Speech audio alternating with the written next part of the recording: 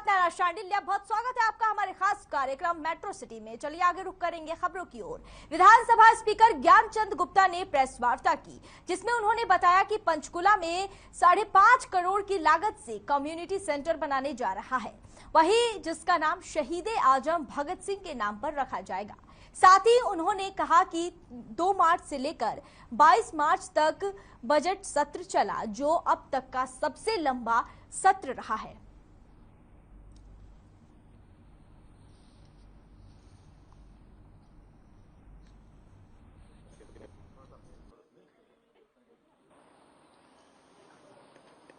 पूरा करने में आप सभी पत्रकार बंधुओं का भरपूर सहयोग मिला, उसके लिए मैं आप सबका बहुत बहुत आभार व्यक्त करता हूं।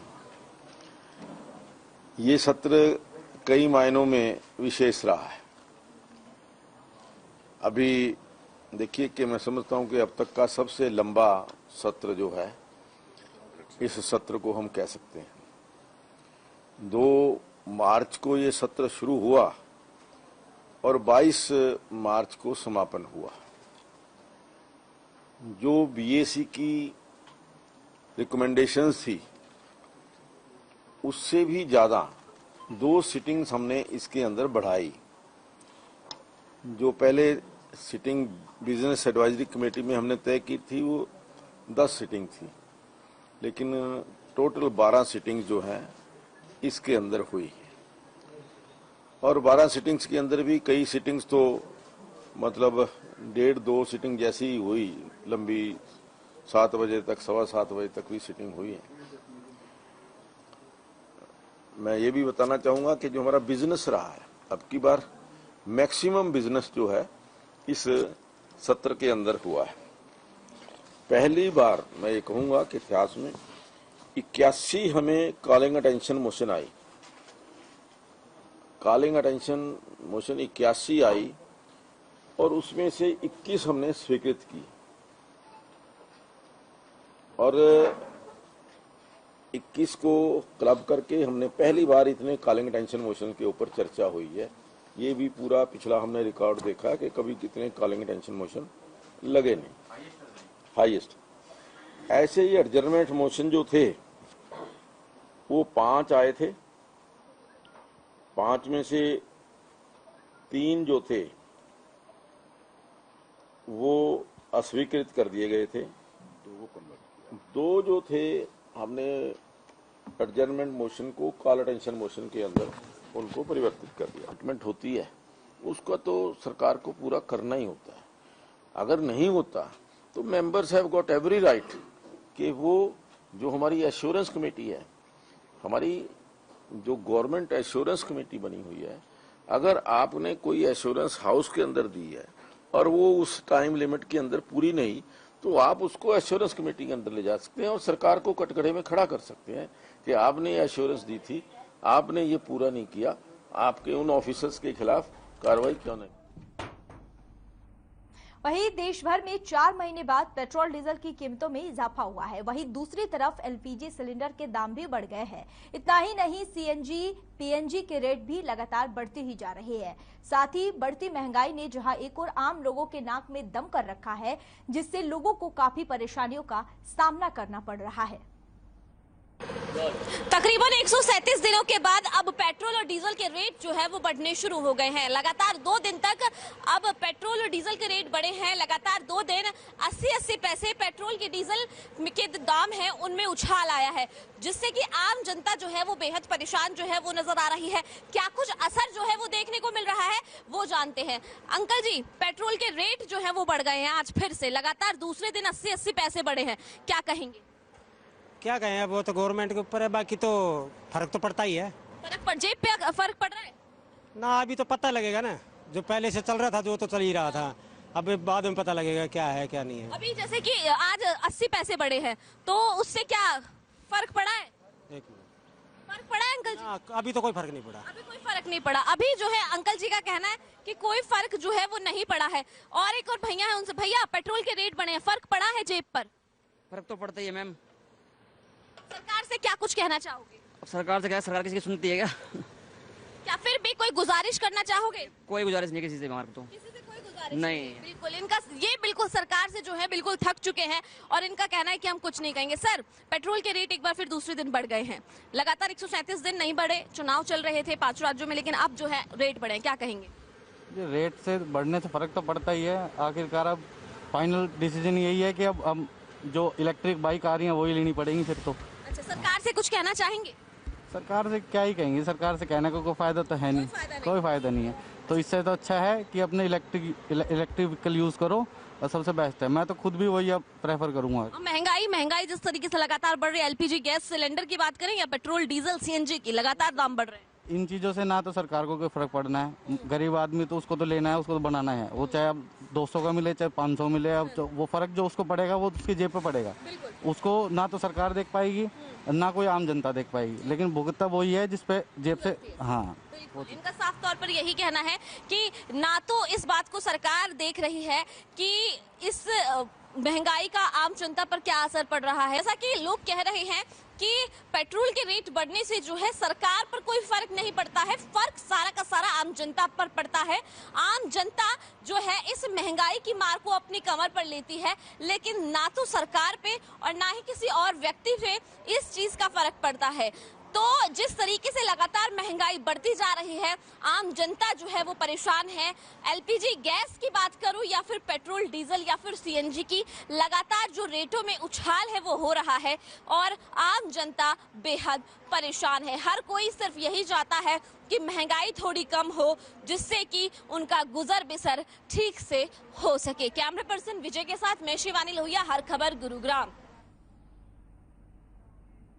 अहीर रेजिमेंट बनवाने को लेकर लगातार 45 दिनों से अहीर रेजिमेंट के लोग धरना प्रदर्शन कर रहे हैं। वहीं शहीदी दिवस के मौके पर अहीर समाज के लोगों ने रैली करने का ऐलान किया। इसी कड़ी में गुरुग्राम के खिड़की दौला टोल पर अहीर समाज के लोगों का जमावड़ा लगा, जहां बड़े बड़े नेता अपना समर्थन देने के लिए मौके पर पहुंचे। वहीं बता दें आपको कि इस दौरान मौके पर पहुंचे सभी व्यक्ति के मुंह पर सिर्फ एक ही नारे थे कि इस बार, बता दें आपको कि सभी के मुंह पर एक ही नारे थे कि अब हम अहीर रेजिमेंट बनवाकर ही रहेंगे। लेकिन अब देखना ये होगा कि क्या आखिर इनकी ये मांगे सरकार पूरी करेगी या नहीं। जो हमारा समाज है, मैं अपने यादव समाज का भी समर्थन। कंधे पर हो नाम हमारा, अहीर रेजिमेंट है हक हमारा। इसी नारे के साथ आज 23 मार्च यानी कि शहीदी दिवस के दिन यहाँ गुरुग्राम के खेड़ की धोला पर अहीर समाज के लोग भारी संख्या में इकट्ठे हुए हैं। महारैली का पहले ही घोषणा कर चुके थे।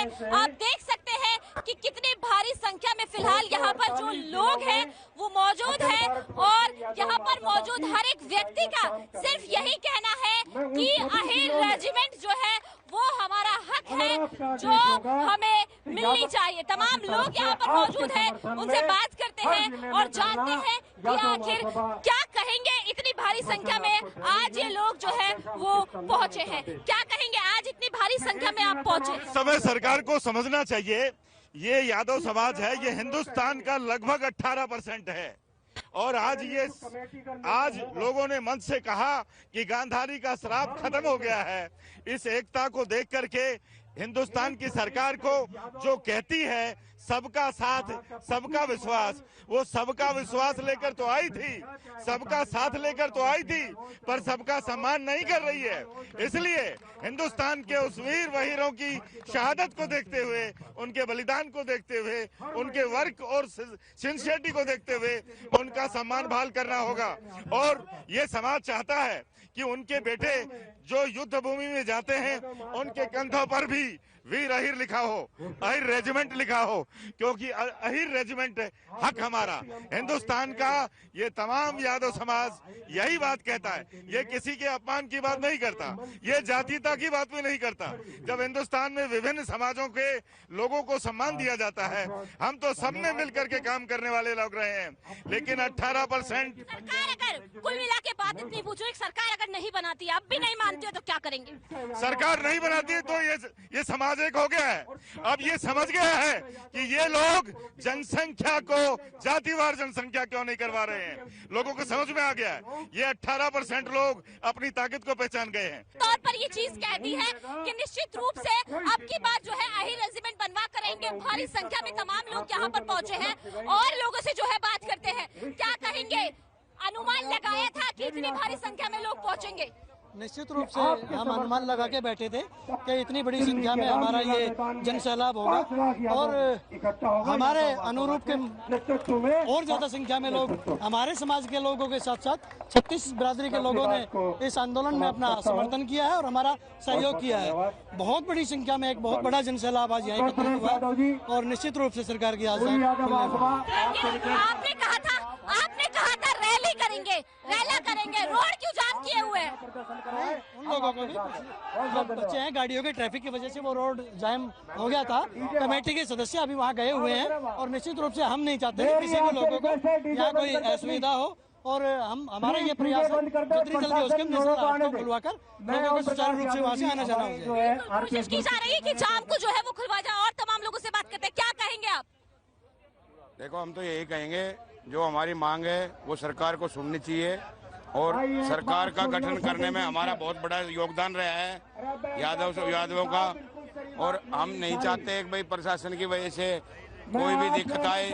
हम प्रशासन से भी ये रिक्वेस्ट करते हैं कि भाई कृपा करके आज हमारा सहयोग करें। बिल्कुल, इनका साफ तौर पर यही कहना है कि लोग जो यहाँ पर भारी संख्या में आप देख सकते हैं कि कितनी भारी संख्या में जो है यहाँ पर लोग पहुंचे हुए हैं। यहाँ पर हर व्यक्ति का सिर्फ इतना ही कहना है कि हम अहिर रेजिमेंट जो है वो बनवा कर रहेंगे, ये हमारा हक है। अब देखने वाली बात ये होगी कि आखिर ये लोग जो इतनी भारी संख्या में यहाँ पर पहुंचे हैं, इनकी अहिर रेजिमेंट कब तक बनती है और ये लोग कब सफल होंगे और क्या अहिर रेजिमेंट बनेगी? कैमरा पर्सन विजय के साथ मैं शिवानी लोहिया, खबर गुरुग्राम। वहीं फरीदाबाद के 35वें अंतर्राष्ट्रीय सूरजकुंड मेले में ट्रैफिक पुलिस का अलग ही अंदाज नजर आ रहा है। साथ ही ट्रैफिक पुलिस अपनी पूरी जिम्मेदारी के साथ लोगों को सड़क दुर्घटनाओं से बचाने के लिए जागरूक कर रहे हैं। वहीं एएसआई वीरेंद्र सिंह ने लोगों को समझाते हुए कहा कि रोज सड़क दुर्घटनाओं में कई लोगों की जानें जाती है, इसीलिए सतर्क रहें और नियमों का पालन जरूर करें।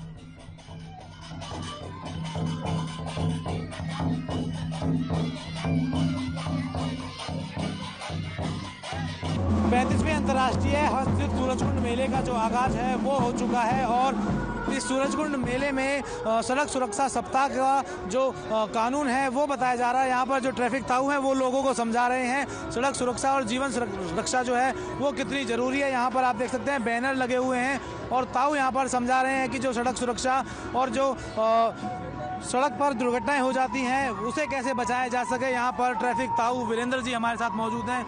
सर, हर खबर पर आपका बहुत बहुत धन्यवाद, शुक्रिया करते हैं, हम आपका अभिवादन करते हैं। हाँ जी, राम राम जी। हर खबर के ऊपर आप जो अच्छी खबर दिखाते हो, बहुत ही आपका धन्यवाद जी।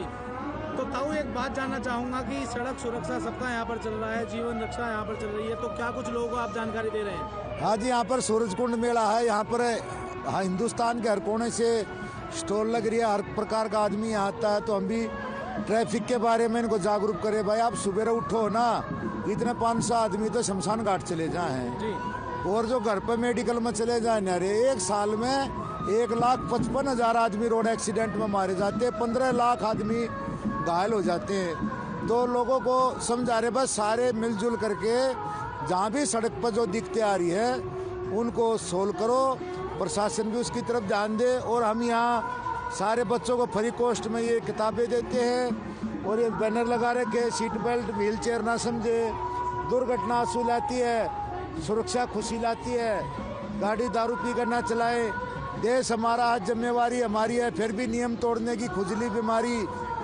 बहुत शौक है, आओ इसका इलाज करें, मोटे मोटे चलान भरें। बिल्कुल, ये थे हमारे साथ एएसआई वीरेंद्र सिंह जी जो ट्रैफिक ताऊ की जिम्मेदारी निभा रहे हैं और लोगों को जागरूक भी कर रहे हैं और समझा भी रहे हैं कि अगर आप ट्रैफिक नियमों का उल्लंघन करते हैं तो आपको जुर्माने के साथ साथ आपको कई जो एक्सीडेंट है वो होने का खतरा रहता है। फिलहाल आप मेरे साथ देख रहे थे हर खबर हरियाणा, मैं था आपके साथ सुशांत।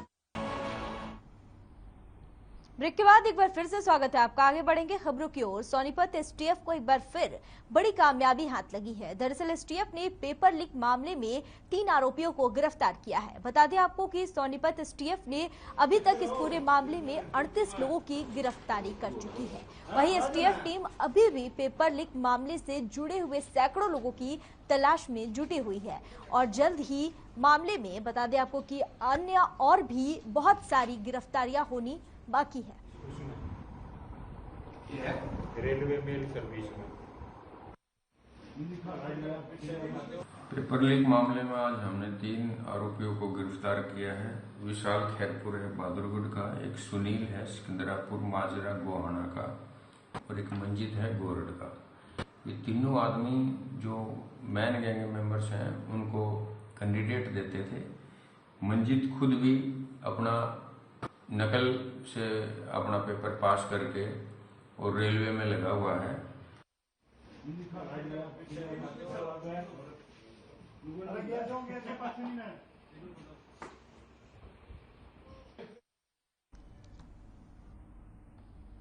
वहीं पलवल के गांव मंडकोला में पानी का पाइपलाइन के लगाने के विवाद में एक युवक की पीट कर हत्या करने का मामला सामने आया है। बता दें आपको कि जहां हथीन थाना पुलिस ने मामले में मृतक की बेटी की शिकायत पर 4 नामजद लोगों को गिरफ्तार भी किया है। वहीं आपको बता दें कि 4 नामजद लोगों के खिलाफ हत्या का केस दर्ज किया गया है, जहां पुलिस का कहना है कि इस पूरे मामले में गहनता से जांच की जा रही है और जांच में जो भी तथ्य पुलिस के हाथ लगते हैं उसी आधार पर आगामी कार्रवाई की जाएगी।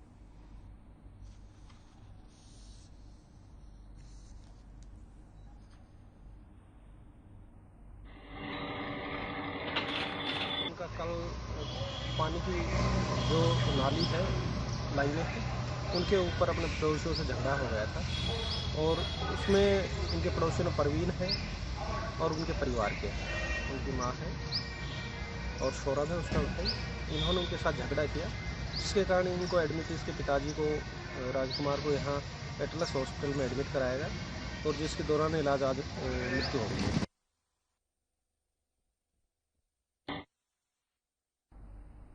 वहीं पलवल के होडल में एक विवाहित का फांसी के फंदे से लटका शव मिला, जहां मृतक महिला के परिजनों ने ससुराल पक्ष पर बता दें आपको कि हत्या का आरोप लगाया है। वहीं परिजनों का कहना है कि दहेज न मिलने पर ससुराल वालों ने उनकी बेटी की हत्या कर दी।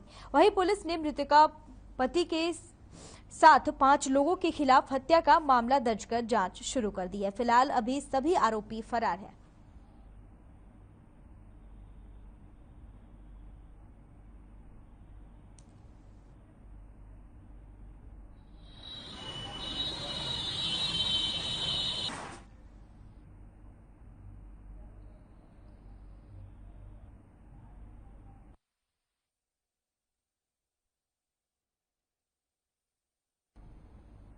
फिलहाल के लिए इस बुलेटिन में बस इतना ही। मुझे दीजिए इजाजत। देखते रहिए हर खबर। नमस्कार।